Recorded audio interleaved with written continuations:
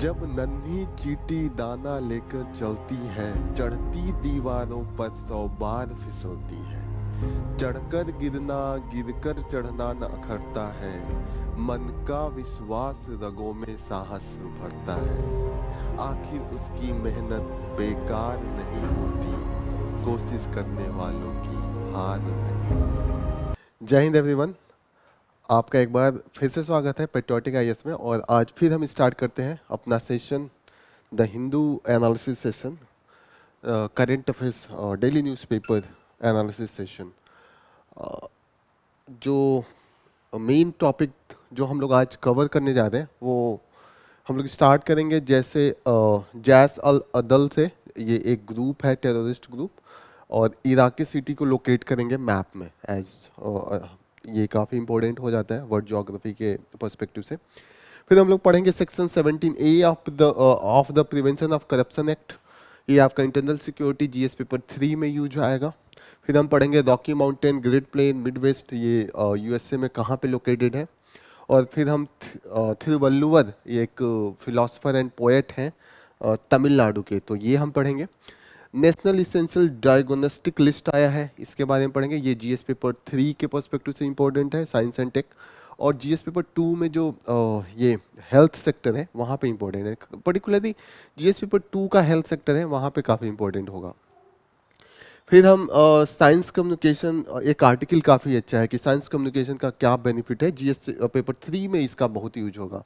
The use science and technology का जो day to day life में यूज है उसके पर्सपेक्टिव से ये इंपॉर्टेंट है। फिर हम पढ़ेंगे, आज आर्टिकल है दिल्ली चीफ सेक्रेटरी के एक्सटेंशन पे, उसमें थोड़ा सा डिस्कशन है कि दिल्ली गवर्नमेंट का पावर और यूनियन गवर्नमेंट का पावर कहाँ तक ओवरलैप करता है, कौन डोमिनेट करता है।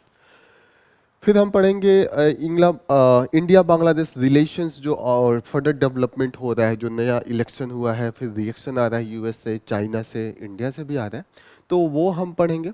उसके बाद हम लेंगे उल्फ वॉरियर डिप्लोमेसी, जो चाइना अडॉप्ट करता है। थोड़ा थोड़ा हम इसका इंडिया मालदीव का जो अभी रिलेशन डेवलपमेंट है उसमें हल्का सा हम देख रहे हैं, तो ऑब्जर्व करें। सिर्फ हम कॉन्सेप्ट पढ़ेंगे उल्फ वॉरियर डिप्लोमेसी की कॉन्सेप्ट क्या है।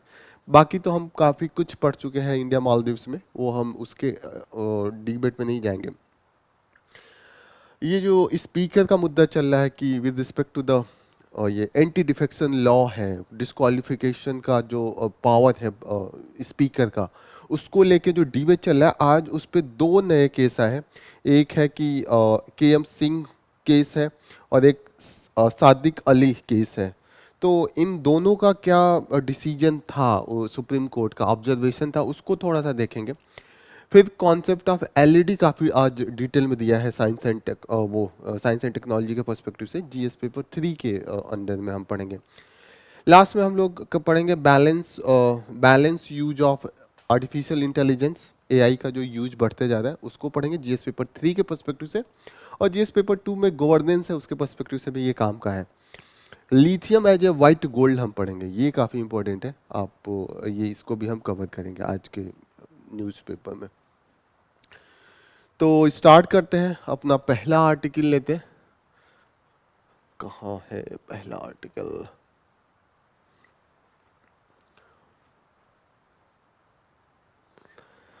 पहला आर्टिकल, पहला तो न्यूज़ मेन फ्रंट पेज पे ये है, लेकिन अब ये इतना यूपीएससी के रेलिवेंस पर्सपेक्टिव से इतना रेलिवेंट नहीं है। जो अभी सुप्रीम कोर्ट का जजमेंट आया है मॉस्क एंड टेम्पल का जो डिबेट मथुरा में स्टार्ट हुआ है, उसमें सुप्रीम कोर्ट ने जो इलाहाबाद का था, जो हम देख रहे थे मथुरा में ये शाही ईदगाह मॉस्क है, उसको थोड़ा सा सुप्रीम कोर्ट ने रोक दिया उसके डिसीजन को कि आप पैनल बनाएंगे। उसमें बोला कि पैनल का कोई ग्राउंड आपके पास नहीं है, कि बेस कोई नहीं है।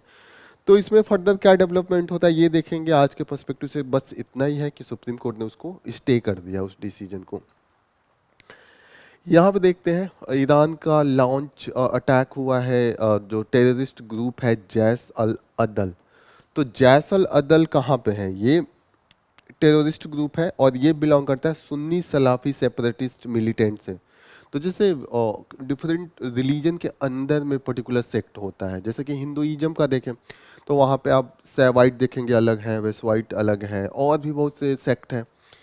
कास्ट का हम देख लें कि अंदर कास्ट में डिवीजन है मेनी, तो ऐसे इस्लाम में भी है।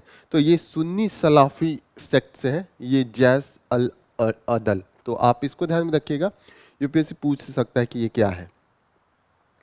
फिर इराकी सिटी इरबिल को थोड़ा सा आप लोकेट करेंगे मैप में, काफ़ी इंपॉर्टेंट है ये सिटी, हमेशा न्यूज़ में रहता है। तो एक बार देखते हैं ये, एक मिनट, कहाँ है, वेस्ट एशिया का ये है मैप, यहाँ पे लोकेट करता हूँ। ठीक है, पहले इराक देखते हैं, इराक ये है, इरबिल ये वाली सिटी है, ठीक है, यहाँ पे अटैक हुआ है। तो एक तरीके से इराक को लोकेट करते हैं। इराक अपने ईस्टर्न साइड में ईरान के बॉर्डर को टच करता है, नॉर्थ में टर्की है ये, ठीक है, ये हुआ। वेस्ट में सीरिया को टच करता है और नीचे जॉर्डन को टच करता है। जॉर्डन का कैपिटल क्या है? अमान। सीरिया का दमास्कस, इराक का बगदाद, सबको पता होगा। ईरान का, ईरान का क्या है? तेहरान, यहाँ ऊपर है, ठीक है। ये कुवैत को भी टच करता है साउथ में, इराक, ठीक है। इराक और कुवैत का जो कैपिटल है वो अल कुवैत है, अल कुवैत, कुवैत के ही जैसे कुवैत, ओके। सऊदी अरबिया का रियाद कैपिटल है। ये थोड़ा सा आप ध्यान में रखिएगा, कभी भी क्वेश्चन आए तो आप इसको याद रखिएगा। एक चीज़ और है, ये इराक कहीं से भी सी को नहीं टच करता है, इसको टच कर रहा है थोड़ा सा आके, ठीक है। ये क्या है? पर्सियन गल्फ है, पर्सियन गल्फ को टच कर रहा है, तो सी से टच है। अगर कहीं आए कि ये सी को टच नहीं करता है तो हल्का सा टच कर रहा है ये, तो यस, इराक टच कर रहा है सिर्फ गल्फ ऑफ पर्सिया को, कैस्पियन सी को नहीं टच कर रहा है ठीक है। तो ये ध्यान में रखेंगे। That's all in the map.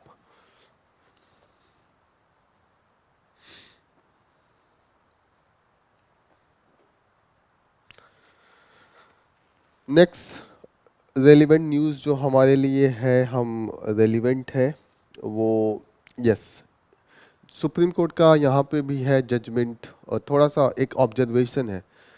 Chandrababu Naidu के खिलाफ करप्शन एलिगेशन था, तो उसमें इन्होंने ये किया था कि ये एलिगेशन अपने आप में ही इनवैलिड है, बिकॉज जो आर्टिकल 17A है उसके अनुसार कभी भी अगर आप करप्शन का चार्ज लेते हैं गवर्नमेंट एम्प्लॉय या चीफ मिनिस्टर या गवर्नमेंट अथॉरिटी के लिए, तो पहले आप जो अप्रोप्रिएट अथॉरिटी है उससे आप सैंक्शन लेंगे, then you can start the charge और फाइलिंग ऑफ द केस।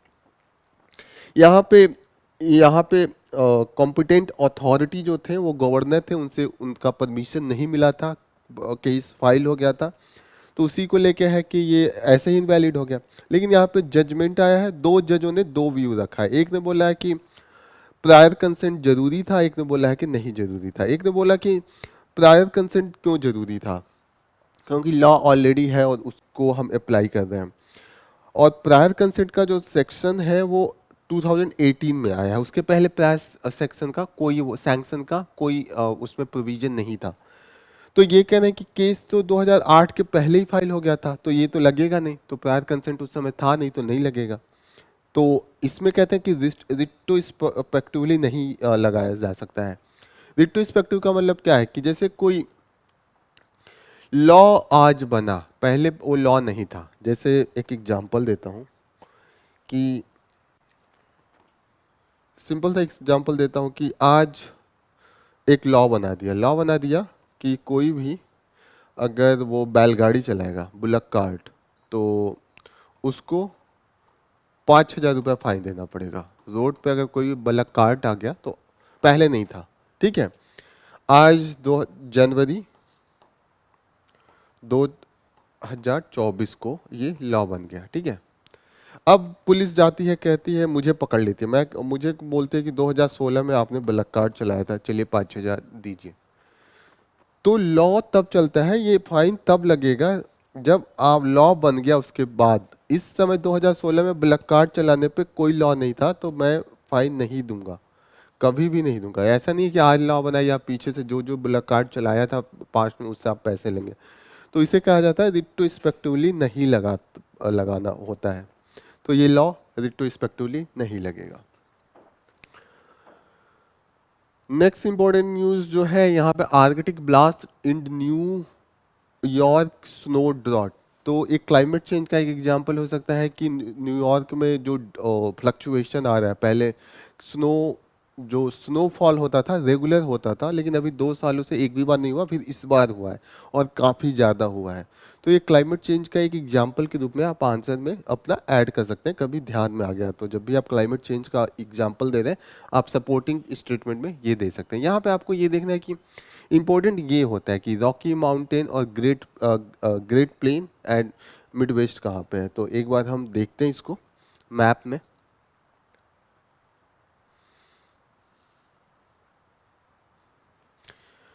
ये यूएसए का मैप है, इधर अटलांटिक ओशियन है और यहाँ पे पैसिफिक ओशियन है। ये है रॉकी माउंटेन, ओके, और ये है ग्रेट प्लेन, और जो मिड वेस्ट है ये है मिड वेस्ट, ठीक है ना। तो आपको इसको ध्यान में रखना है एक बार कि ग्रेट प्लेन कहाँ पे। एपलेशियन माउंटेन काफ़ी इंपॉर्टेंट है यहाँ पे, क्योंकि जब वर्ल्ड वार आप पढ़ेंगे तो जब कॉलोनी आए थे, कॉलोनी इसके इस तरफ ही वो थे, इधर नेटिव रहते थे। तो ब्रिटिश ने लॉ बना दिया कि इसके अंडर में एक्सपेंशन वेस्ट में एक्सपैंड नहीं कर सकते हैं। तो वहाँ पे सिविल वार होने का एक रीजन ये भी था, जो वेस्ट में एक्सपेंशन को उन्होंने वो कर दिया था। खासकर जब हम लोग अमेरिकन वॉर ऑफ रिवोल्यूशन देखते हैं, तो इसका एक रीजन ये भी था कि कॉलोनी को ब्रिटेन ने बोल दिया था वेस्ट में शिफ्ट नहीं कर सकते हैं। तो you will study in the world history. Next important news जो हम लोग लेने जा रहे हैं वो पेज नंबर 3 पे है।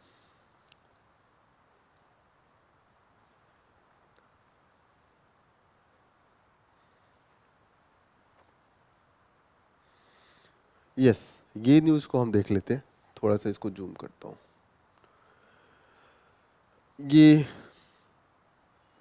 गुरवंत सिंह पन्नू से रिलेटेड है, जो खालिस्तान मूवमेंट चल रहा है उससे रिलेटेड है। ये इंटरनल सिक्योरिटी में आप यूज़ कर सकते हैं। इंटरनल सिक्योरिटी जीएस पेपर 3 में जब भी आए कि insurgency in India and particularly in the Punjab, तो उसके वहाँ पे आप ये दो जो ग्रुप हैं, Sikh for the justice and Babbar Khalsa international, ये दो लड़ाई लड़ रहे हैं सेपरेट पंजाब एक सोवर्निटी के लिए।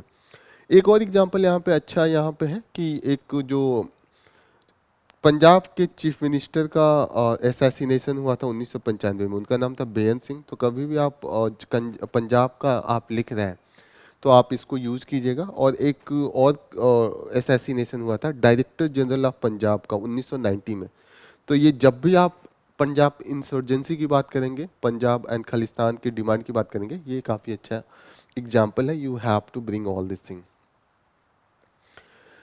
Next important news India China को लेके है, बॉर्डर पे डेवलपमेंट है। और अभी इंडिया और चाइना की जो आर्मी है वो आमने सामने है, कहीं कहीं पे अभी भी टसल कॉन्फ्लिक्ट है। तो कौन कौन सा एरिया, जब भी आप आंसर लिखें तो वहाँ पे वो एरिया को इम्पोर्टेंट है आप याद रखिए। संकर टेकरी है, वहाँ पे अभी इंडिया और चाइना के बीच में चल रहा है।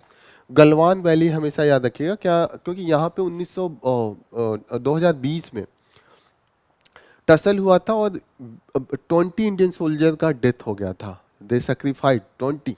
तो ये नंबर काफ़ी था, और ये 45 साल बाद कोई लड़ाई में डेथ हुआ था इस बॉर्डर पे। पाकिस्तान और इंडिया बॉर्डर पे तो हमेशा ये लड़ाइयाँ चल रही हैं, लेकिन चाइना का बॉर्डर अभी पीसफुल था कंटिन्यूसली फॉर लास्ट 45 ईयर्स। 2020 में जो गलवान वैली का जो क्लैश था उसमें पहली बार डेथ हुई थी 45 ईयर्स में। तो ये आपको याद रखना है। और जो एरिया है डिस्प्यूट में, पैंगोंग लेक पे थोड़ा सा एग्रेशन है, अंदर तक चाइनीज आर्मी आई हुई है, तो हम वहाँ पे उसको पीछे ढकेलने की कोशिश कर रहे हैं। तो ये सब एरिया इंपॉर्टेंट बन जाता है। Next important news yes, Thiruvalluvar से रिलेटेड है। अभी ये कंट्रोवर्सी है कि जो तमिलनाडु के गवर्नर हैं उन्होंने इसको थोड़ा सा सेफ्रोनाइज करने की कोशिश किया है, लेकिन आपको सिर्फ थिरुवल्लुवर के बारे में जानना है। थिरुवल्लुवर ये एक ऑथर थे, पोएट थे, और इन्होंने काफ़ी पोएम्स लिखे हैं on the topic of the ethics, political and economic matters, और लव के मैटर पे भी लिखा है। और ये कब थे? इनका जो पीरियड है वो 4th सेंचुरी बीसी से लेके 400 एडी के बीच में कहीं माना जाता है। सबसे ज़्यादा इंपॉर्टेंट है 400 एडी में इनका है। तो 400 एडी कब था? ये आर्ट एंड कल्चर का पार्ट है, एंशियंट हिस्ट्री का भी पार्ट है। कब था 400 एडी? उस समय गुप्ता एरा था। तो गुप्ता पीरियड का लास्ट टाइम था वो। तो हमेशा कंपेयर करते रहना है। कल का एक इवेंट था कि जो एक पिक्चर आया है वहाँ पे कुछ जो पैसेंजर हैं वो एप्रन पे बैठ के खाना खा रहे थे। तो ये बहुत सेंसिटिव एरिया होता है, काफ़ी सिक्योरिटी के पर्पज से वहाँ पे अलाउ नहीं होता है।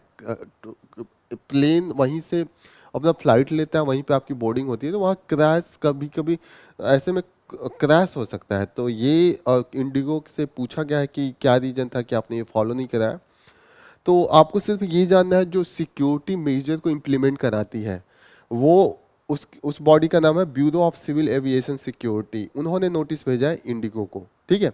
Apron, apron is the area जहाँ पे जो एयरक्राफ्ट होता है पार्कड होता है, लोडेड एंड बोर्डेड। आप कभी भी जाते हैं प्लेन फ्लाइट के लिए, तो आप जब अंदर लास्ट में जाते हैं तो आपका टिकट चेक के तुरंत ऊपर फ्लाइट पे सीढ़ियों से चढ़ के जाते हैं। उस एरिया को एप्रन कहते हैं। वहाँ पे बैठना या कोई भी एक्टिविटी अलाउ नहीं है। वहाँ पे आप तुरंत जाते हैं, आपका चेक होता है, फिर आपको ऊपर भेज दिया जाता है। नेक्स्ट इंपॉर्टेंट न्यूज़ जो हम लोग लेंगे ये नेशनल इसेंशियल डायग्नोस्टिक लिस्ट से है। तो ये एक काफ़ी पॉजिटिव डेवलपमेंट है हेल्थ सेक्टर में। तो जीएस पेपर 2 का जो हेल्थ सेक्टर है वहाँ पे आप इसको पॉजिटिव डेवलपमेंट में अपना 1 पॉइंट 2 पॉइंट लिख सकते हैं कि इसका स्टार्ट तो डायग्नोस्टिक लिस्ट का 2019 में हो गया था, लेकिन अभी थोड़ा सा इसको इंक्रीज किया है। डायग्नोस्टिक काफ़ी इसेंशियल पार्ट होता है। कभी भी आप जाते हैं दवा के लिए, किसी भी बीमारी के लिए, तो डायग्नोसिस से ही एग्जैक्ट पता चलता है कि आपको असली में बीमारी क्या है, और एग्जैक्ट जो इफेक्टिव मेडिसिन होता है वो इसी के थ्रू दिया जा सकता है। तो इसलिए काफ़ी इंपॉर्टेंट बन जाता है, और ये काफ़ी हेल्थ सेक्टर को इम्प्रूव करने में हेल्प करेगा। तो ये पॉजिटिव डेवलपमेंट है, यू शुड रिमेंबर। और जब भी आप आंसर लिख रहे हैं तो आप उसको मेंशन कीजिएगा। नेक्स्ट इंपॉर्टेंट और जो आर्टिकल है साइंस कम्युनिकेशन, काफ़ी इंपॉर्टेंट है क्योंकि साइंस कम्युनिकेशन इस समय काफ़ी ज़्यादा न्यूज़ में है। जब से हमने इन्वॉल्वमेंट देखा है, इसरो का प्रॉपर अब न्यूज आ रहा है, लोग फॉलो कर रहे हैं कि चंद्रयान अभी क्या कर रहा है, क्या अपडेट है। तो ये हमने साइंस कम्युनिकेशन के एरिया में देखा है डेवलपमेंट। इस आर्टिकल में साइंस कम्युनिकेशन का जो डिफिनीशन है यहाँ पे दिया हुआ है। Science communication involve all forms of the communication around the science, scientific work, its outcome, discussion on its ethical, societal and political impact, and direct conversation with the scientist as well as diverse audience. तो सारा जो भी scientific information है, activity, क्या उसका output output आ रहा है, जैसे कि चंद्रयान गया तो क्या भेज रहा है, क्या पिक्चर लेटेस्ट आया, ये सब कुछ इसमें अगर इन्वॉल्व करते हैं तो उसको एक कंबाइन करके साइंस कम्युनिकेशन कहते हैं। फिर यहाँ बताया कि coverage of Chandrayaan 3 was an exemplar of the public communication of advance science. पहली बार इतना मास इसको टेलीकास्ट किया गया था, मास तक पहुँचा, लोगों ने काफ़ी इंटरेस्ट लेके देखा, और काफ़ी अपडेट के लिए भी लोग उसको कंटिन्यू फॉलो कर रहे हैं न्यूज़ को। कैसे ये इम्पैक्टफुल है? क्योंकि इसका एडवांटेज है कि it's has the inherent visual appeal. जो दिखता है वो साइंटिफिक एक एक्साइटमेंट ला देता है लोगों में। एस्पिरेशनल इंटेंट है, फिर लोग देख के उनको लगता है कि हमें भी ज्वाइन करना है इसरो और DRDO and other organisation related to the scientific activity. पहले इतना नहीं था, सब लोग पहले डॉक्टर, इंजीनियर, लॉयर यही बनना चाहते थे, साइंटिस्ट में काफ़ी कम इंटरेस्ट होता है, और खासकर वीमेंस का। लेकिन ये अगर कराया जाए तो वो थोड़ा सा इंक्रीज होगा। फिर नेशनल सेंटिमेंट भी बूस्ट होता है, क्योंकि पूरे इंडिया में एक यूनिफाई एक हो जाता है कि हाँ, चंद्रयान का सक्सेस हमारा सक्सेस है। तो नेशनल सेंटिमेंट्स है, वो देश का, एक कंट्री का सक्सेस बन जाता है। तो और लोग उससे जुड़ के एक इमोशनल अटैचमेंट को देखते हैं। तो यू शुड अंडरस्टैंड दिस, इसको भी आपको ध्यान में रखना है। एक और चीज, अब जो पब्लिक लाइफ में है प्रैक्टिकली इसका इम्पैक्ट आया है, क्योंकि हम लोग अब साइंस का ये सब देख रहे हैं। तो अब इसका कोविड में इम्पैक्ट आया था, कि कोविड में जब लोगों को बताया जा रहा था कि डिस्टेंसिंग का क्या वो इफेक्ट है, मास्किंग का क्या है, वैक्सीनेशन का है, तो लोगों ने ज़्यादा उसको रिस्पॉन्ड किया। अगर उन लोगों को नहीं पता होता ये सब नॉलेज कि कैसे साइंटिफिक इम्पैक्ट है, तो लोग उतना ध्यान से नहीं देखते, लेकिन इसका इम्पैक्ट था, क्योंकि साइंस कम्युनिकेशन थोड़ा इफेक्टिव हो रहा है। आगे उसका यहाँ पे फायदा इन्होंने करा है कि जो हमारा कॉन्स्टिट्यूशन में भी आर्टिकल 51 AH है, 51 AH, वो बात करता है कि every citizen should have need to develop a scientific temper, humanism and the spirit of inquiry and reform. यहाँ पे ये है, ठीक है। तो ये, और ये जो प्रोविजन है ये बाद में ऐड किया गया है, आपको ध्यान में रखना है, ये ओरिजिनल कॉन्स्टिट्यूशन में नहीं था। इसको 1976 इमरजेंसी के जस्ट पहले ऐड किया गया था, उसी समय में ऐड किया था, और वो 42nd अमेंडमेंट एक्ट के थ्रू लाया गया था। तो आपको याद में रखना है, ये साइंटिफिक कम्युनिकेशन का प्रोविजन बाद में हम जब इस कॉन्स्टिट्यूशन में लाया गया, तो फिर हमने अपने जो 5 ईयर प्लान होता था, 5 ईयर प्लान, उसमें हमने इसको ऐड कर दिया था। ये बातें यहाँ तक की है। आगे का है, इसमें इस आर्टिकल में ये भी बताते हैं कि कौन कौन सी एजेंसी है जो साइंस कम्युनिकेशन को इम्प्लीमेंट कर रहा है। जैसे इन्होंने बताया कि publication and information directorate under the council of scientific and research, ये क्या क्या पब्लिश करता है? 3 मैगजीन पब्लिश करता है। एक तो विज्ञान प्रगति हिंदी में, साइंस रिपोर्टर्स इंग्लिश में, और साइंस की दुनिया वो उर्दू में इनका है। तो आपको ये याद रखना है कि अगर आए कि विज्ञान प्रगति, साइंस रिपोर्टर एंड साइंस की दुनिया, ये सब गवर्नमेंट डिवीजन से, डिपार्टमेंट से इन्वॉल्व है, गवर्नमेंट इसका वो करती है पब्लिकेशन। ये जो 5 ईयर प्लान था, उसी को फर्दर बूस्ट करने के लिए हमने national council for science and technology communication लाया था, इस्टेब्लिश किया था। और 1989 में department of science and technology ने विज्ञान प्रसार सेटअप किया था as autonomous organisation to propagate science, ठीक है। ये सब ऐड दोनों को मिला के अभी हमने जो बना दिया है वो CSIR, national institute of science communication and policy research. ये जो एरिया है ये अभी डेवलपमेंट है, ठीक है ना। तो अभी का डेवलपमेंट ये है। फिर आपको इसमें ये बताते हैं कि अभी ये सब तो कॉपी और हमारे जो पेज पे है ये सब तो काफ़ी अच्छा दिख रहा है, लेकिन रियलिटी में science communication in India is currently not backed by the formal education training. तो इसको थोड़ा ध्यान में रखिएगा कि अभी जो हमारा ये है ग्राउंड लेवल पे, वो इतना बूस्ट नहीं है। और ये देखते हैं कि जो हमारी पीएचडी या कोई भी ये इससे रिलेटेड कोर्स है वो बहुत कम है। तो अभी सजेशन है कि गवर्नमेंट को एक्सपैंड करना चाहिए, master degree, post graduate degree और डॉक्टोरल डिग्री, ये सब इस एरिया में गवर्नमेंट को चाहिए कि थोड़ा सा वो इसको लाए। नेक्स्ट इम्पोर्टेंट इसमें है कि लास्ट में इन्होंने बताया कि नेशनल चैलेंज भी सॉल्व किया जा सकता है, जैसे कि एंटी माइक्रोबायल रेजिस्टेंस है, एयर पोल्यूशन का जो इशू है, एनर्जी डाइवर्सिफिकेशन है। तो इसमें क्या चाहिए होता है कि पीपल, अगर लोगों को पता हो कि एंटीबायोटिक्स का क्या मिसयूज है, कैसे उससे एंटी माइक्रोबायल रेजिस्टेंस हो जाएगा और कैसे उनके ऊपर मेडिसिन इम्पैक्टफुल नहीं होगा, तो वो क्या करेंगे, वो एंटीबायोटिक्स का उतना यूज़ नहीं कर देंगे जितना अभी करते हैं। और साथ में एयर पोल्यूशन, जैसे कि फार्मर्स हैं वो ऐसे पराली जलाते हैं या जो भी उनकी एक्टिविटी है, मिसयूज ऑफ फर्टिलाइजर्स है, जिससे एयर पोल्यूशन होता है। अगर उनको प्रॉपर तरीके से बताया जाए तो ये जो एयर पोल्यूशन की इश्यू है या एंटी माइक्रोबायरल का है, या एनर्जी डाइवर्सिफिकेशन का है, इसमें भी हम काफ़ी कुछ सुधार ला सकते हैं। नेक्स्ट इंपॉर्टेंट इन्होंने कंक्लूड किया है कि अब क्या चाहिए। तो this could start with the professional organisation with expert from the many field that works closely, and also involvement of the science government level science department and other partners and the stakeholders, सबको आप कीजिए। and to build communication framework we can use to respond to the challenges as well as long-term plan to foster scientific, rational and public understanding of the science।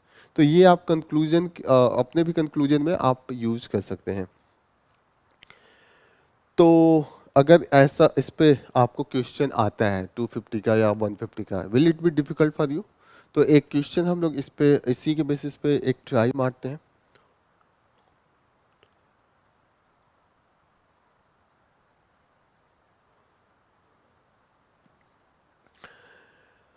हाँ please इसका एक answer क्या हो सकता है? Examine the importance of effective science communication in the bridging the gap between scientific advancement and public understanding.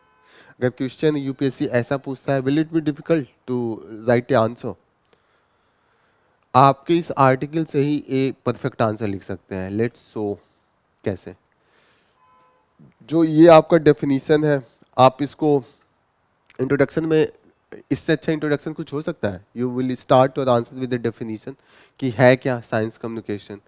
फिर आप recent में जो डेवलपमेंट है ये कि चंद्रयान का क्या इम्पैक्ट था, कितना लोगों ने फॉलो किया, लाइव कवरेज हुआ। फिर उसके बाद आप इसका फर्दर इम्पैक्ट जो कोविड में हुआ था कि मास्किंग और जो डिस्टेंसिंग, वैक्सीनेशन, इनमें इम्प्रूवमेंट देखा था। फिर आप बीच में कॉन्स्टिट्यूशनल प्रोविजन भी ला सकते हैं, और बाद में आप जो बॉडीज है जो इम्प्लीमेंट कर रही है इसको, उसको ला सकते हैं। फिर आप थोड़े जो चैलेंजेज है वो ला दीजिएगा कि ग्राउंड लेवल पे जो हमारा एजुकेशन, ट्रेनिंग, रिसर्च है वो इनफिशिएंट है। और लास्ट में आप नेशनल चैलेंज भी सॉल्व कर सकते हैं, उसको लाइए और लास्ट में कंक्लूड कर दीजिए। आराम से 250 में आप एक अच्छा आंसर लिख सकते हैं। नेक्स्ट इंपॉर्टेंट न्यूज़ जो हम लेंगे वो है इससे जुडिशियल, आपका एडिटोरियल पेज पे है ये, chief secretary of Delhi, Delhi chief secretary पे जो टसल चल रहा है, यूनियन और दिल्ली गवर्नमेंट और खुद गवर्नर, ये तीनों इन्वॉल्व है। तो उसमें सुप्रीम कोर्ट के जजमेंट हैं और क्या इसमें जो राइटर ने लॉजिक दी है वो हम देखते हैं। इन्होंने पहले एक्ट बताया है कि government of national capital territory of the Delhi amendment act इतना हुआ था, इन्होंने सेंटर को सेंट्रल अथॉरिटी, जो central statutory authority over the civil services, centre को दे दिया था। फिर इसको चैलेंज किया था सुप्रीम कोर्ट ने। सुप्रीम कोर्ट ने कहा कि Delhi government recommendation was necessary for the extending the tenure of chief secretary, और रूल 16 में भी ये है कि आप अगर ये करते हैं। और जजमेंट जो था सर्विसेज जजमेंट, तो उसमें सुप्रीम कोर्ट ने बोला है कि अंडर आर्टिकल 239 ए, ये आप आर्टिकल हमेशा याद रखिएगा जब भी दिल्ली कैपिटल और यूनियन गवर्नमेंट के बीच के पावर की बात होगी, article 239 A is very important. तो उस जजमेंट में बोला था कि under article 239 A the constitution the elected government of Delhi exercise control over the services in Delhi. तो सर्विसेज का मतलब आईएसपीसीएस जो दिल्ली के अंदर में है उस पर कंट्रोल कौन करेगा, यूनियन गवर्नमेंट करेगा कि स्टेट गवर्नमेंट करेगा। तो एक्ट जो सेंट्रल गवर्नमेंट ने लाया उसने अपने पास पावर ले लिया। सुप्रीम कोर्ट का जो जजमेंट है वो पावर किसको देता है? दिल्ली गवर्नमेंट को देता है।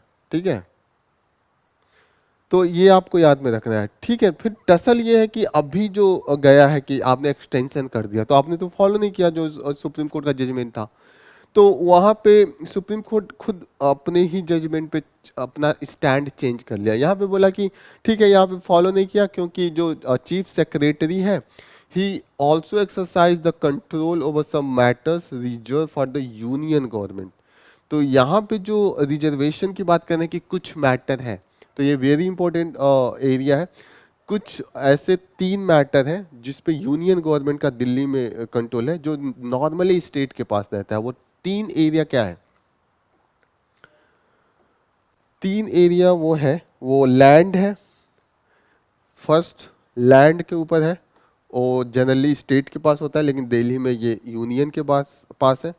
दूसरा पुलिस है, पुलिस हमेशा स्टेट सब्जेक्ट होता है, लेकिन दिल्ली में यूनियन के पास है। और तीसरा पब्लिक ऑर्डर है,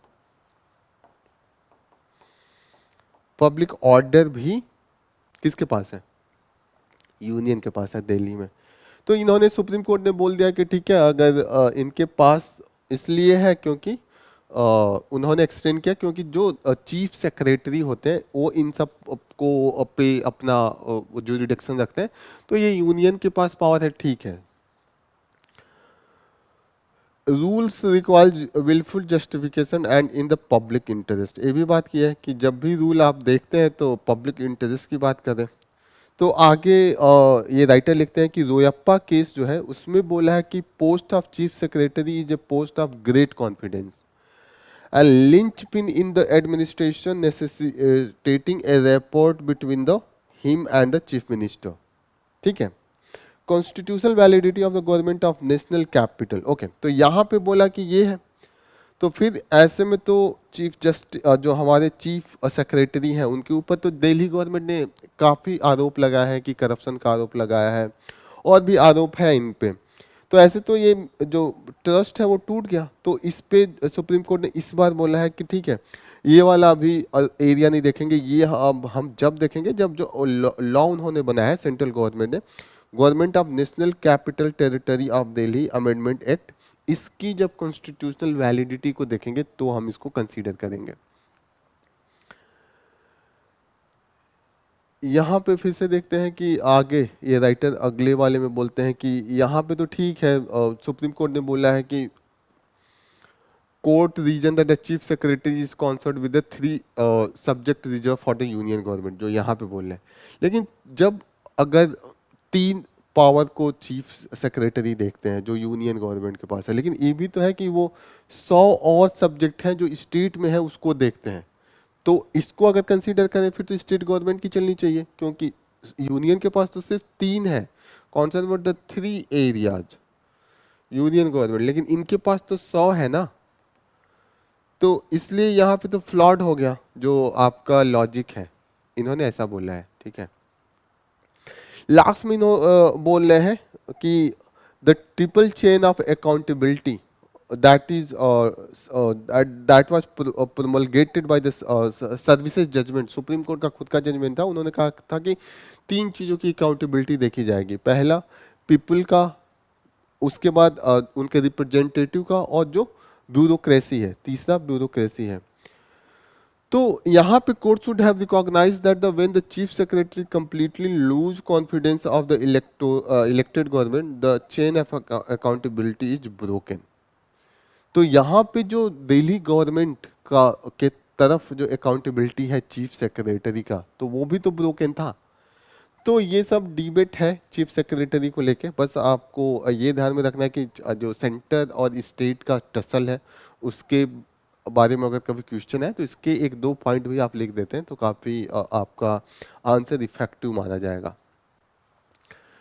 नेक्स्ट आर्टिकल जो हम लोग लेंगे वो अभी जो साउथ अफ्रीका से रिलेटेड है। साउथ अफ्रीका जो हमास और इजराइल का वॉर चल रहा है, और साउथ अफ्रीका ने लेके इंटरनेशनल कोर्ट ऑफ जस्टिस उसमें गए हैं कि वहाँ पे जेनोसाइड हुआ है। ऑलरेडी हमने इसको कवर किया है कि जेनोसाइड कन्वेंशन 1948 का वायलेशन कर रहा है इजराइल। इजराइल ने अपना लॉजिक दिया है कि नहीं, हम सेल्फ डिफेंस कर रहे हैं।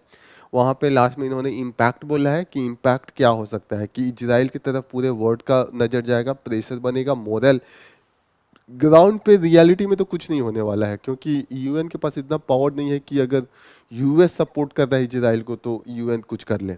ठीक है, तो इतना नहीं होगा, लेकिन ये होगा कि क्रिटिसिज्म होगा, वर्ड जो फ्रेटर्निटी है तो वहाँ पे इनको थोड़ा सा इम्पैक्ट पड़ेगा।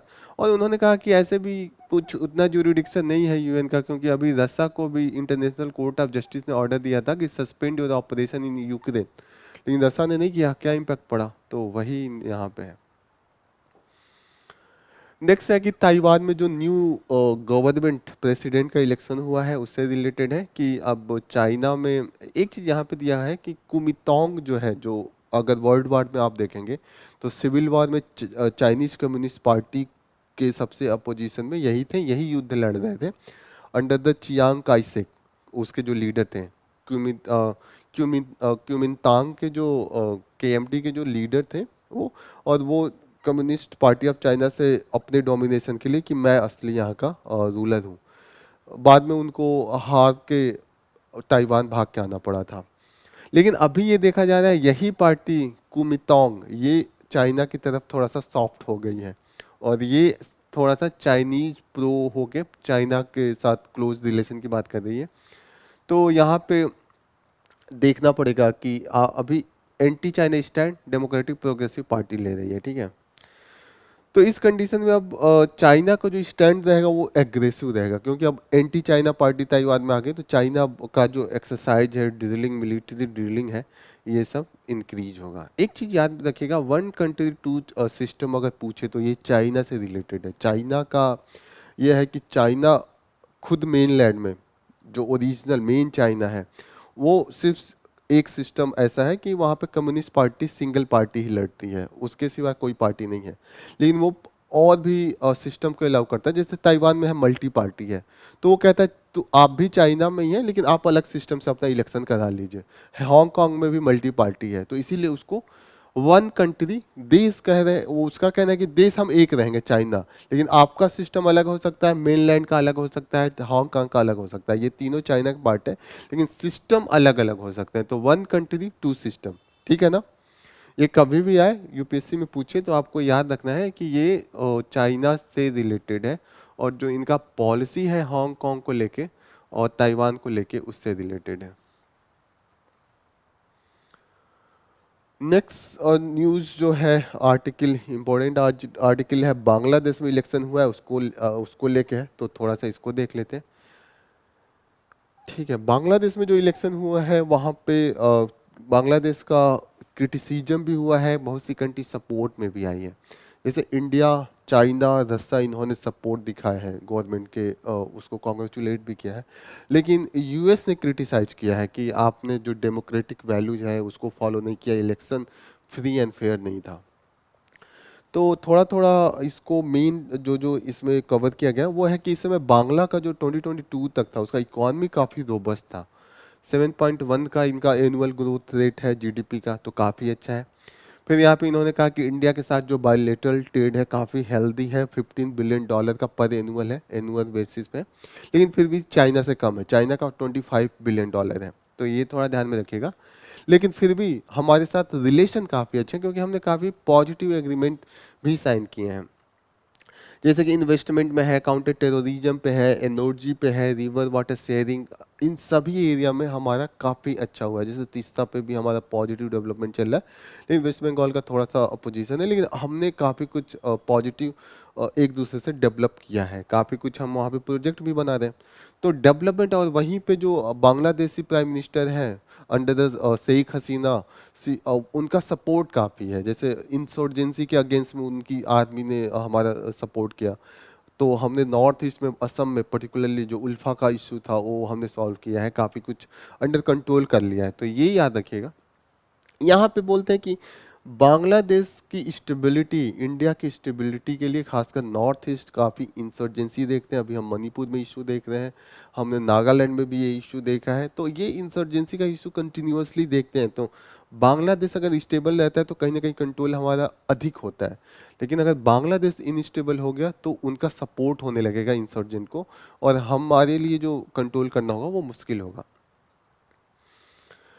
एक चीज और इम्पोर्टेंट है कि बांग्लादेश काफी इम्पोर्टेंट बन जाता है टू स्टेबल टू, जो पाकिस्तान अफगानिस्तान जैसा इश्यू ना हो, तो इसलिए यहाँ पे बोले, यहाँ पे चाइना को भी जो यहाँ पे बोले कि चाइना को जो काउंटर करना है या चाइना का जो इन्फ्लुएंस है वो काफ़ी अधिक हो जाएगा अगर हम बांग्लादेश स्टेबल ना हो, जैसे कि उनका बीआरआई प्रोजेक्ट काफ़ी सपोर्ट मिला है यहाँ पे, नेपाल में भी, श्रीलंका में भी, और अभी हम लोग मालदीव में भी कंडीशन देख रहे हैं।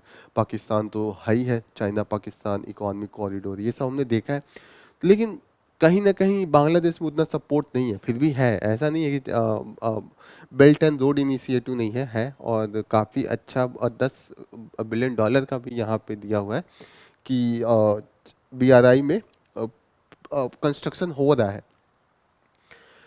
तो चाइना के साथ भी रिलेशन बांग्लादेश ने अच्छे बना के रखे हैं। 25 बिलियन डॉलर का उनका ये है, ठीक है। यूएस ने क्रिटिसाइज किया, ये हमने भी देखा ही है। फिर इस आर्टिकल में ये बोल रहे हैं कि रस्सा का भी इंटरेस्ट है। रस्सा ने अभी स्टार्ट किया है न्यूक्लियर प्रोजेक्ट, और 2400 मेगावाट का है, 12 बिलियन लगा रहे हैं।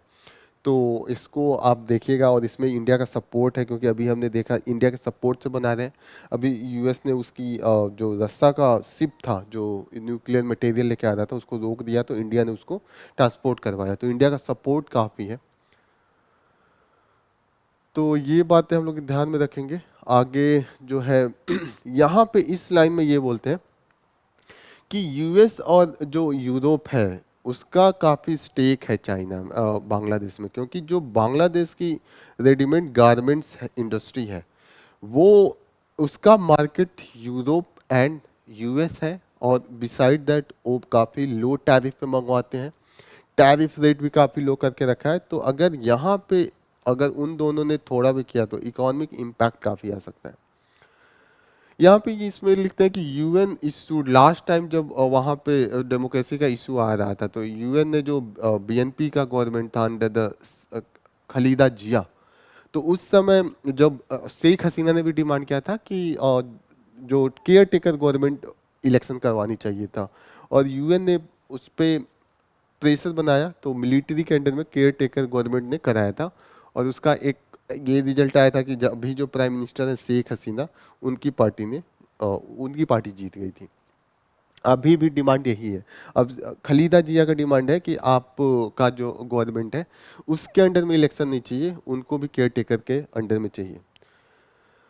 तो ये अभी है, लेकिन अभी तो कुछ ऐसा तो देखने को मिला नहीं।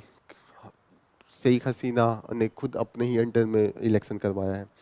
लास्ट में ये है कि अभी जो बांग्लादेश का एनर्जी है, प्राइस है, वो काफ़ी इंक्रीज हो रहा है। काफ़ी उनका निगेटिव इम्पैक्ट में हम देख रहे हैं जो बांग्लादेश का अभी इकॉनमी है। और वहाँ पे जो इनका डॉलर का रिजर्व है वो डिक्रीज किया है, और लोकल करेंसी वीक हुआ है। इंटरनेशनल मॉनिटरी फंड का भी है कि जो बांग्लादेश का इकॉनमी है वो कोविड-19 के शॉक से अभी उबर नहीं पाया, उसका इम्पैक्ट और आएगा। सप्लाई चेन में डिसरप्शन हो सकता है, और इन्फ्लेशन प्रेशर भी बढ़ सकता है यूक्रेन वॉर के कारण। तो हम देख सकते हैं ये सब नेगेटिव इम्पैक्ट फ्यूचर में देखा जा रहा है। तो ये सब आपको याद रखना है। नेक्स्ट इम्पोर्टेंट जो आर्टिकल है वो, यस, ये जो मालदीव के साथ डेवलपमेंट है, हम मालदीव के साथ ऑलरेडी पढ़ चुके हैं कि वहाँ पे क्या चल रहा है। एंटी इंडिया आउट चल रहा है, और चाइनीज थोड़ा सा सपोर्ट मिल रहा है चाइना की तरफ, वो इंक्लाइनेशन है। लेकिन एक यहाँ पे है वुल्फ वॉरियर डिप्लोमेसी। ये क्या होता है? वुल्फ वॉरियर डिप्लोमेसी तब आया था जब वो कोविड-19 एक्सपैंड कर रहा था, चाइना को लोग एक्यूज कर रहे थे, और चाइना काफ़ी उस समय एग्रेसिव मोड में आके डिफेंड कर रहा था और सबको दोष दे रहा था कि चाइना के खिलाफ कॉन्स्पिरेसी है, चाइना इससे निकल के आएगा, चाइना सबको जवाब देगा। तो ऐसे होता है कि जब आप उल्फ वॉरियर डिप्लोमेसी देखते हैं तो आप एक्सेप्ट नहीं करते हैं चीज़ों को, और आप अपने ही प्रोटेक्शन में एग्रेसिव हो जाते हैं। तो यहाँ पे जो आपका ग्लोबल स्टेज पे आप तो खुद लगेगा कि आप जीत गए, क्योंकि आपने चिल्ला चिल्ला के सबको बोल दिया कि नहीं नहीं नहीं, लेकिन आपका जो ग्लोबल स्टेज पे इमेज है वो खराब हो जाता है। लोग, जैसे अब कोई बहुत मजबूत स्ट्रांग आदमी है, बड़ा सा, वो छोटे बच्चे को मार के कहे कि हम जीत गए, लेकिन जो आसपास के लोग हैं वो उसको नहीं जस्टिफाई करते हैं, वो उसके अगेंस्ट में हो जाते हैं। तो इंडिया और मालदीव के रिलेशन में थोड़ा सा ऐसा उल्फ वॉरियर डिप्लोमेसी सा लग रहा है। तो राइटर ने बोला है कि ऐसा हमें मैसेज नहीं देना चाहिए, क्योंकि इंडिया ग्लोबल पावर बनने के लिए अपना जो ड्रीम देखता है वो ऐसे नहीं कंप्लीट कर सकता है। नेक्स्ट आर्टिकल है 10th शेड्यूल, जो शिवसेना फैक्शन को लेके काफ़ी न्यूज में है, इससे रिलेटेड है। तो यहाँ पे हम लोग पूरा तो हमने पढ़ ही लिया है ऑलरेडी अपने प्रीवियस सेशन में कि क्या है ये 10th शेड्यूल, कैसे डिस्क्वालिफिकेशन होता है, छोड़ के पार्टी जाती है तो मेंबर अगर जाते हैं टिकट से तो वो डिस्क्वालिफिकेशन के लिए डिस्क्वालिफिकेशन उन पे इम्प्लीमेंट होता है। लेकिन इस आर्टिकल में हम थोड़ा सा दो चीज़ों का दो सुप्रीम कोर्ट के जजमेंट हैं। केएम सिंह केस है और एक है इधर एक केस है सादिक अली केस। तो इन दोनों केस में क्या जजमेंट था उस पर क्लियरिटी थोड़ा सा हम देखते हैं। थोड़ी सी यहाँ पे देखते हैं कि यहाँ पे डिफरेंस बनाया है कि political party and legislature party में क्या डिफरेंस होता है, political party and legislature party. ठीक है, तो अभी तक हम 10th शेड्यूल का जो कॉन्सेप्ट पढ़ते थे क्या था कि अगर कोई पार्टी छोड़ के जाती है, स्प्लिट का क्या था, ये पार्टी है और पार्टी से लोग बाहर जाते हैं। अगर 9 है, 9 में से 3 चले गए तो 1/3 हो गया, 6 चले गए तो 2/3 हो जाएगा। पहले ये था कि स्प्लिट 2/3। तो अब ये महाराष्ट्र में ही इतने हैं, लेकिन वो इसी पार्टी के और भी मेंबर यूपी में भी हैं, यूपी में भी वो इलेक्शन लड़ती है, वो बिहार में भी इलेक्शन लड़ती है। तो क्या जब 1/3 या 2/3 काउंट करेंगे तो ये सब मेंबर काउंट होंगे?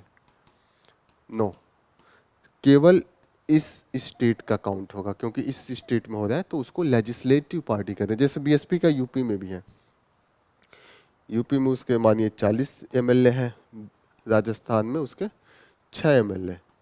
तो क्या हुआ था 2019 वाले इलेक्शन में 6 जो बीएसपी के थे 6 वो जाके कांग्रेस में मिल गए थे और टोटल बीएसपी के 6 ही थे। तो वो था, उसको 100% लिया गया कि लेजिस्लेटिव पार्टी, मतलब उस स्टेट का वो लेजिस्लेटिव पार्टी है। तो थोड़ा सा यहाँ पे क्लियरिटी है इस वाले में, आपको ध्यान रखना है। दूसरा यहाँ पे ये बोल रहे हैं कि जजमेंट जो आया था K M Singh versus speaker of Manipur 2020 का था, उसमें बोला था कि जो स्पीकर है वो कभी भी अनबायस नहीं हो सकता है। तो उसके लिए पार्लियामेंट को इन्होंने बोला था कि अमेंड द 10th शेड्यूल और कोई इंडिपेंडेंट ट्रिब्यूनल जज हेडेड बाय द जज लाइए, तभी ये जो डिफेक्शन का लॉ होगा उसमें जो डिसीजन आएगा वो अनबायस होगा। नहीं तो जब तक स्पीकर का डिसीजन आएगा, स्पीकर हमेशा जो रूलिंग पार्टी होगा उसके पक्ष में देगा। फिर जो ये केस अभी यहाँ पे हमने देखा है महाराष्ट्र में, वहाँ पे हमने बोला है कि रियल पार्टी क्या था। स्पीकर ने ये कहा कि रियल पार्टी तो एकनाथ शिंदे वाली ग्रुप है, तो हम डिस्क्वालीफाई कैसे कर दें, वो तो डिफेक्शन हुआ ही नहीं। लेकिन यहाँ पे Sadiq Ali versus election commission of India 1971 का केस है। वहाँ पे जो पावर है रियल पार्टी को टेस्ट करने का वो इलेक्शन कमीशन के पास है, और उसके लिए सुप्रीम कोर्ट ने 3 टेस्ट फार्मूला दिया है। 3 टेस्ट फार्मूला में वो क्या देखेगा, इलेक्शन कमीशन देखेगा कि aims and objective of the party, its affair as per the party constitution, और ठीक है majority in the legislative and organisation wing, ये टेस्ट होगा। तो इलेक्शन कमीशन ने एकनाथ शिंदे वाले ग्रुप को इसी बेसिस पे इस बार 2000 जब डिसीजन लिया था तो उसको रियल शिवसेना करा था, क्योंकि उन्होंने क्या किया था, जो पोल्ड बाय द, जो उनका बेस था एकनाथ शिंदे का, polled by the legislative support Eknath Shinde in the Maharashtra assembly election 2019 का जो रिजल्ट था, पोल का रिजल्ट था, उसके बेसिस पे कहा कि मेजॉरिटी तो इनके साथ है तो यही रियल पार्टी है। लास्ट में इन्होंने कंक्लूड किया है कि अगर आप चाहते हैं कि ये सब चीज़ें दोबारा ना हो, वेगनेस कम हो, तो कहीं ना कहीं जो जजमेंट सादिक अली वाले केस में आया है उसको, नहीं सादिक अली वाली नहीं, जो KM Singh versus speaker of Manipur वाला केस है, इसको आप इम्प्लीमेंट कीजिए तभी जाके हो सकता है। नेक्स्ट इंपॉर्टेंट न्यूज़ जो हम लोग लेंगे वो लाइट एमिटिंग डायोड से रिलेटेड है, इस पे काफ़ी अच्छा आर्टिकल है। उन्होंने बताया कि जो एलईडी की टेक्नोलॉजी है कैसे काम करती है।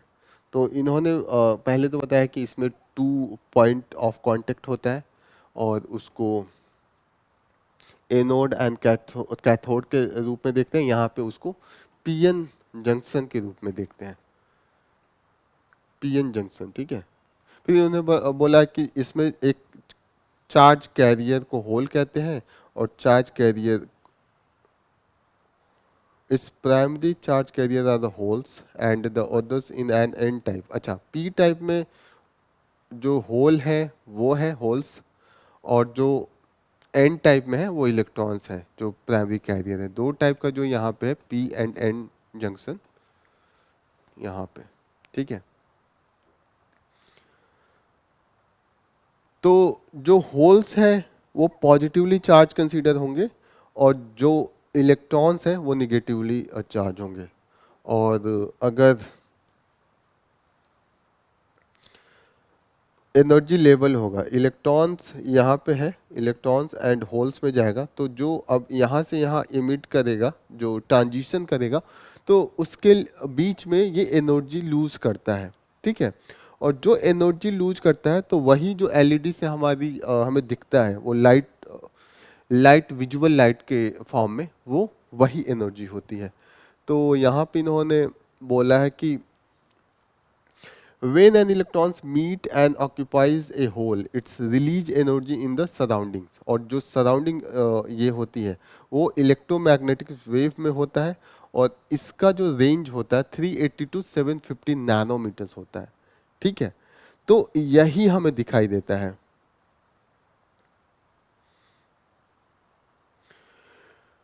Two electrons can occupy the same energy, no two electrons can occupy the same energy level, जो डायोड सिस्टम का हो है उसमें। These electron generally prefer to have the lower energy, और जब उनको वो एनर्जी का पोजीशन नहीं मिलता है तभी वो हायर एनर्जी में जाते हैं और तभी वहाँ से जो एनर्जी होता है वो रिमीट होता है। जब एनर्जी रिमीट होगी तो वो इलेक्ट्रोमैग्नेटिक स्पेक्ट्रम के फॉर्म में होगी, और अगर इसका रेंज इसके बीच में है 380 टू 750 नैनोमीटर के बीच में है तो वो हमें दिखेगा, विजिबल होता है। अदरवाइज उसके आगे पीछे का रेंज होता है वो हमें नहीं दिखता है। वो अलग अलग लोगों की अलग अलग कैपेसिटी होती है। फिर इन्होंने बोला है कि बैंड गैप को समझाया है कि बैंड गैप क्या होता है। बैंड गैप जो होता है, जो एनर्जी गैप होता है इलेक्ट्रॉन एंड उसके हायर एनर्जी में जाने के बीच में, ट्रांजिशन के बीच में जाने के लिए जो उसको एनर्जी चाहिए होगा वो बैंड गैप होता है। Unless they receive a minimum amount of energy, the energy required to jump across this gap.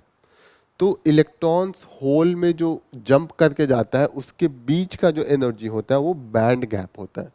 तो कभी भी आपको इससे रिलेटेड आए तो इसको ध्यान में रखिएगा। नेक्स्ट इंपॉर्टेंट बात जो इसमें बोली गई है इस आर्टिकल में, इसने समझाया कि जो हमने एलईडी का एक्सपेरिमेंट किया था तो एलईडी में 3 टाइप्स के लाइट्स होते हैं, रेड, ग्रीन एंड ब्लू। और भी इनको मिक्स करके डिफरेंट लाइट्स बनाया जाता है, लेकिन मेन जो लाइट होता है वो रेड, ग्रीन एंड ब्लू होते हैं। तो स्टार्टिंग में हमने रेड और ग्रीन को एक्सपेरिमेंटली अचीव कर लिया था, लेकिन ब्लू वाला था ये नहीं हो पाया था, तो इसको हमने बाद में अचीव किया है। उसको बनाने के लिए हमने गैलियम नाइट्राइड्स का खोज किया था। इसको याद में रखिएगा कि गैलियम नाइट्राइड्स जो है उसको हुआ था, और उसको जब हम बना रहे थे डायोड्स उसका, तो वो बहुत फ्रेजाइल होता है, वो टूट जा रहा था। फिर जापान के 3 साइंटिस्ट, इसामू आकासाकी एंड हिरोशी अमानो एंड सूजी नाकामुरा, ये 3 साइंटिस्ट हैं, इन्होंने एक्सपेरिमेंट करके इसको डायोड को बनाया और जिससे हमें ब्लू लाइट मिला था, और इसीलिए इनको नोबेल प्राइज 2014 में दिया गया था। अब यहाँ पे कंपेयर कर रहे हैं कि जो अभी हमारा एलईडी है और जो पहले का सीएफएल था, उसके पहले का जो लाइट हम यूज कर रहे थे, इनकैंडेसेंट बल्ब, जो हम पीले कलर का बल्ब देखते थे ना एकदम स्टार्टिंग में, वो में उसमें और इसमें क्या डिफरेंस है। जो एक पावर 1 वाट अगर देंगे ना जो अभी एलईडी को, तो वो 300 ल्यूमेंस इमिट करता है।